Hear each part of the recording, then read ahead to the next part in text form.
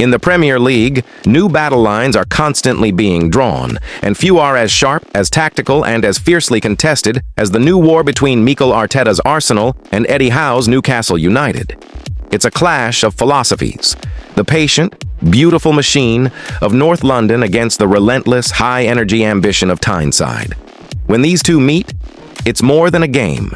It's a statement. And on this night, under the glittering lights of the Emirates, they delivered a modern classic.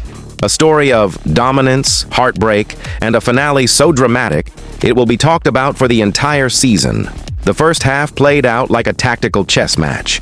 As expected, Arsenal dominated possession. The ball moved in mesmerizing patterns, with Odegaard and Saka probing, trying to find a way through the black and white wall. But this is the new Newcastle. They are not a team that comes to the Emirates to be admired. They are disciplined, organized, and dangerous. They absorbed the pressure, forming a compact, impenetrable block, and on the counterattack, they were a coiled spring. The speed of their forwards was a constant threat, turning every Arsenal attack into a potential moment of danger for the home side. The crowd grew nervous. For all of Arsenal's beautiful football, they couldn't land a glove on their opponents. The first half ended in a tense, frustrating stalemate. The second half began with the same pattern, but with an increased sense of urgency from the home side. Arsenal pushed higher, took more risks, desperate to break the deadlock. And that's when it happened.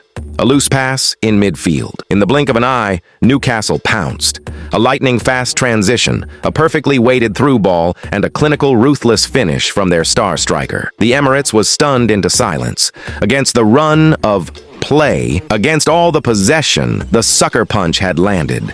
It was a tactical masterclass from the visitors, a brutal lesson in efficiency. The black and white wall had not only held firm, it had struck back now, trailing at home. The true test of Arsenal's character began. The game transformed into a siege. It was attack versus defense. Wave after wave of red and white shirts crashing against the Newcastle backline. The pressure was immense. The crowd, finding its voice, roared. The team on A shot hits the post. The goalkeeper makes a world-class save. A desperate penalty appeal is waved away by the referee. It seemed like it was destined to be one of those nights. A night of frustration and what-ifs. The clock ticked past 80 minutes. Hope began to fade. But in football, and especially at this fortress, the story is never over until the final whistle. A corner is won. The last roll of the dice.